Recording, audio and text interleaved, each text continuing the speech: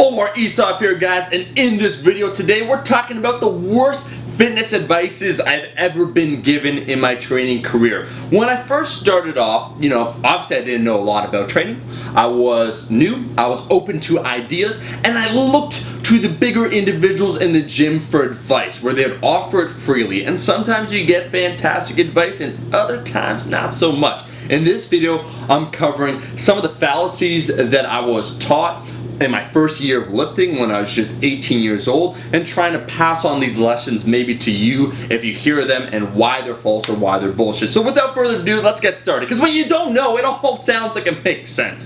First point right here. You must do all isolation movements. You want to grow your biceps? You got to train them individually. Triceps? Individually. Okay, that's making some sense so far. And then we get a rear deltoids. You must train them individually. Calves? Of course you must train them.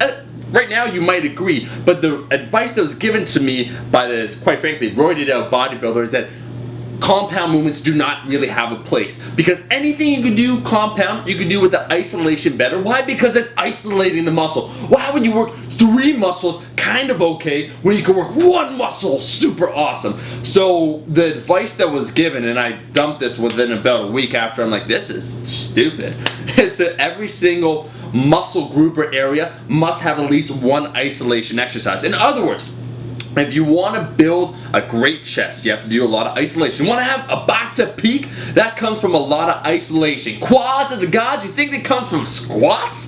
Son, are you fooled? Leg extensions.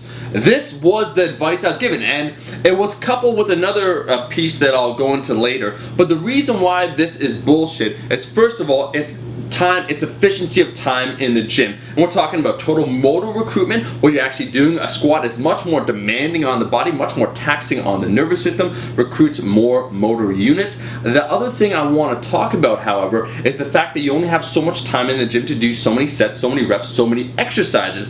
When you follow this advice, as I was given, to do mainly isolation movements and maybe 1 compound movement per workout, you end up doing at least 8 movements in that training session, and that becomes inefficient with your time. By the time you're at your 7th or 8th exercise, you got no steam whatsoever left over. It's something that is designed, or maybe might work for those that are enhanced, but for a natural person, it makes no fucking sense. The second point that I was given, fortunately by a nearly identical twin at that gym, was you must train to failure. You must to get results. You will not get any results without training to failure, because training to failure means you're working really hard. You gotta work really hard to build a lot of muscles.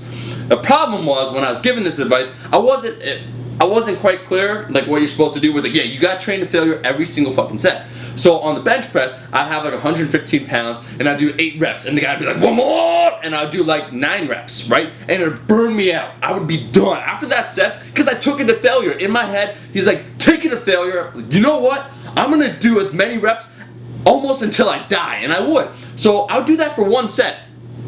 And then I'd burn out all my energy. The second set, instead of doing 115 for 9 reps, I'd get maybe 4 reps. And then the next set, when I'm supposed to drop it down to 95 pounds, bottom line is, you follow this logic down the path of basically blowing your load too early, or wanking off, or using too much of your energy early on in the workout. And what ends up happening is you make no progress in terms of lifting more weight. You'll be that bro stuck at the bench press, benching $135 every single day, every single year, year after year. Because once again, it's too stressful on the body. Try taking a set of deadlifts to failure. You know what happened? You'll snap your fucking back up, is what's gonna happen. But once again, as a naive individual, I thought, yeah, the false assumption that training to failure, or how hard an effort is on a single movement, on a single set, will determine the outcome of my physique, when it's the sum of the parts of what you're doing, right? You gotta train hard, but you also have to recover, and you have to plan it out, because progress really, when you break it down, is like a wave, where it goes like this. It is not linear, which is why you can't just keep loading up weight week after week, or training to failure on every single set. The last piece of advice that I was given, and this was another really bad piece of advice, was that stretching is for pussies. That anyone that man, you're a faggot. So what are you doing stretching your hamstring muscles out? What do you need to do that for? Don't you know the machine does the work for you?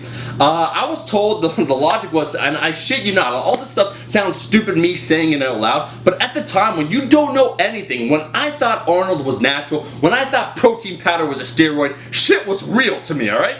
So I was told stretching is for pussies. Why? Well, it's also simple, the guy said. It's basic science. And this guy was, once again, pretty big, not natural, giving me advice freely. I didn't ask. Okay? What he said, he's like, stretching is a bad idea because basically what happens is when you stretch the muscle out, it lengthens the muscle. When you lengthen the muscle, it becomes weak and it becomes tired. Not only that, it puts it through an extended range of motion that it normally doesn't have, putting you at risk for injury. So, bro, I tell you this, stretching can actually injure you. I'm like, okay, yeah, I guess. Like, it made sense in my head at the time, but it makes no sense whatsoever. These are guys that are like, they're bending down. A lot of these big, like afterwards, the same guy who's complaining about his back, like literally the same session, he's on my fucking back, when he's going to pick something off of the ground. And that's because there is a definite need to do mobility work. If you want to squat properly, if you don't want to have a butt wink, if you don't want your hamstrings to snap up on you, if you don't want to tear up your shoulder, go to that fabled Snap City, then you do need to mobilize. Because let's face it, we do something every day that's very unnatural. We sit a hole often. We're just on our ass, our shoulders are rounded forward. We get in that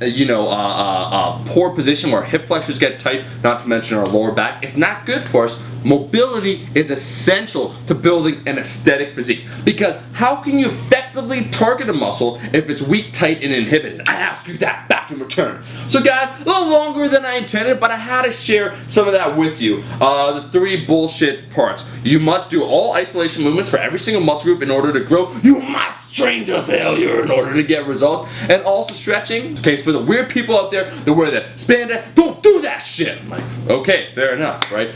That's some of the worst advices I was ever given. If you want to see a sequel to this video, because there's more in my first year, it's a lot of bad advice.